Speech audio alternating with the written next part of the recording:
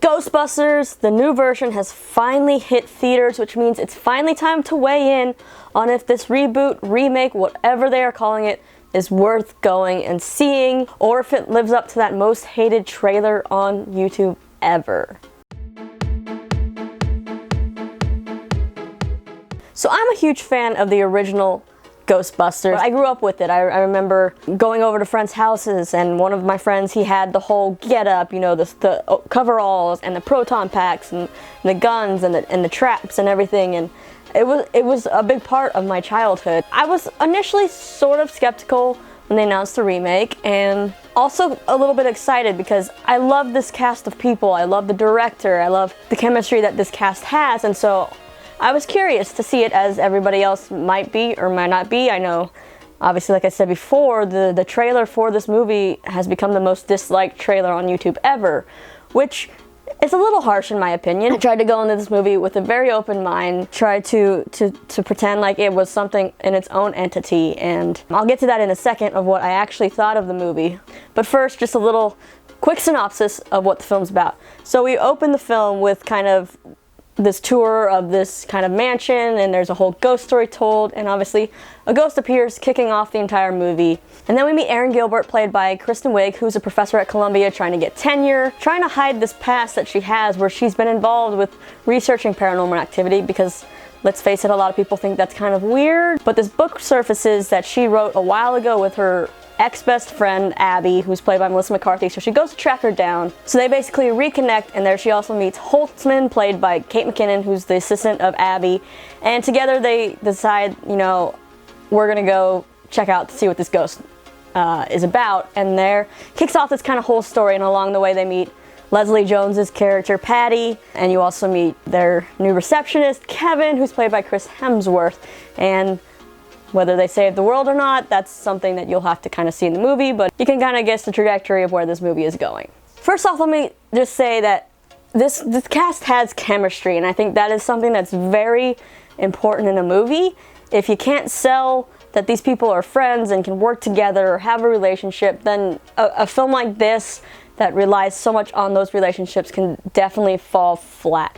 However, I don't think that they were given the best script to work with. I think that there's a skeleton there for something that could have been good, maybe not great, but good, and it fell flat. There's some funny moments in it. There's not really any, I feel like there's not a lot of pop-out scary moments or anything to really catch you off guard. Like, there's some pretty scary stuff in that original movie with Zool, and I don't know, when the gatekeeper, when Rick Moranis opens the door, and I remember being a little bit scared of all that. That's not really the case here. I felt honestly like I was watching a cartoon. Like, it was a little too way over the top for me and for my liking. And there's some funny jokes in there, but a lot of the jokes either are carried on like way too long and should have been stopped like after 2 little quips instead of like 50, or they're muttered and brushed over so fast that you might not catch them. And other times, I don't know, Kate McKinnon is hilarious on SNL. I love her on SNL, but in this movie, she's just super weird. And I get that her character is probably supposed to be that way, but it's a little too much at times. It's like forced comic relief. And I feel like she didn't even have lines written for her. I feel like she was just improvising the entire thing. And at points, she did fantastic, but at other points, you're like, what on earth are you saying? And what are you doing? And I am so confused. And then there's also Chris Hemsworth's character, Kevin, who's playing the receptionist, who's super stupid, but very, very good looking, I might say. His stupidity is cute for about the first 2 minutes of the movie, and then it's like a gag that is just stretched out till it rips apart, dies, and is no longer funny. Along the lines of the script too, I feel like it was just called like shove as much scientific words in there as possible and make them sound believable, but also they didn't sound believable. I don't know, there was something like they weren't able to really sell that part. Like, I think that this could have been an opportunity to make women, since they did flip the roles of the gender roles, this could be an opportunity to make science look cool for girls. And part of it is, like, Kate McKinnon's a really cool character who's really smart and builds all these things that the Ghostbusters use. But all 3 of the scientists, because Patty, played by Leslie Jones, is not a scientist. She works for the MTA and just knows New York City very well. But the three scientists, they make them all seem super weird and like, I don't know, I feel they're not very strong characters to me. I feel like there wasn't enough development in them. They sort of make science look cool, but not cool, you know? I think you could have had the opportunity to make science appealing and empowering, which I guess when you get towards the end of the movie, you kind of see that a little bit, but just the way that these characters were structured, I wasn't feeling that. I feel like it was a missed opportunity of some sort. I love that there's a lot of nods to the original movie, which is good. It kind of gives you that feeling that this is an all-encompassing thing. You get cameos from the original cast in various spots. They played different characters. I think it would have kind of been cool if they had popped up somehow as the original characters. But since they didn't, it was still nice to kind of see their faces and kind of get a little surprised when you're watching. You're like, wait, that little person looks familiar. And then also in the end credits, if you stay through the end credits, you'll see that they put for Harold Ramis, which was really sweet. And you also definitely want to stay through the credits because there is a post-end credits scene. There's not much there, but they make a reference to, I feel like I'm going to spoil it for you guys. I'm sorry if you don't want to hear what I'm going to say next. You can fast forward a little bit.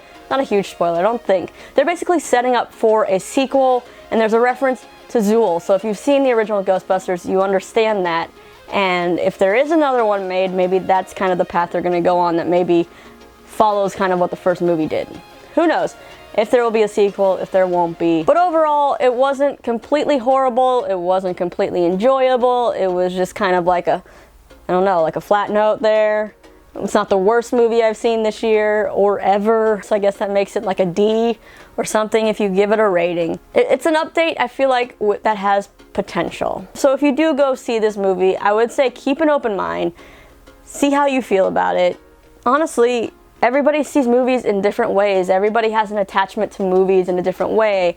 The way I like Ghostbusters might not be the way you like Ghostbusters, or maybe you've never been exposed to Ghostbusters and this is the first time you've seen it. If that's the case, this is probably an okay movie if you've never seen Ghostbusters in the first place. I have a feeling a lot of people that have seen the original Ghostbusters are gonna be very upset with it or not accept it. Overall, not horrible, not terrible, not fantastic, just kind of like, I'd wait for it to come on Netflix, in all honesty. But the 3D, oh, I forgot to mention this. The 3D is actually pretty cool. Like, I have a hard time with 3D. I think it should only really be used with animated movies when you can cater to that, really. Live action ones, I've never kind of felt one that wins over the 3D for me. This one actually kind of does. They make it so that the effects go over the black bars of the widescreen. So like when they're shooting their proton pack lasers, or the slime is shooting out, or the electricity that you'll see, it shoots over out of the frame and over those black bars, so it feels like it is coming at you. Even there's a point where Leslie Jones's necklace dangles over that divider as well, so it kind of adds a little bit more depth to that 3D, makes it feel a little more like 3D should, I feel like. So that was a good plus. I think they utilized the 3D very well. So yeah, leave me your thoughts on the new Ghostbusters down below. What did you think of it?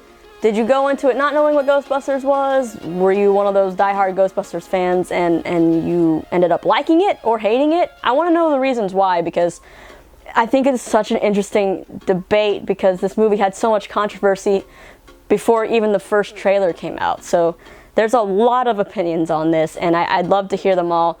You can share them in comments, follow me on social media, that's at ShineOnMedia, on Twitter and Instagram and Snapchat, or my own personal ones, at Lisa_Heiser on Twitter and Instagram, Silent Agent on Snapchat. You can check them all out. Be sure you also subscribe. I'll also have more random movie reviews and all kinds of weird stuff on this channel. Might be trying out some new things. We'll see, but thanks for hanging out with me, and I'll see you at the movies real soon.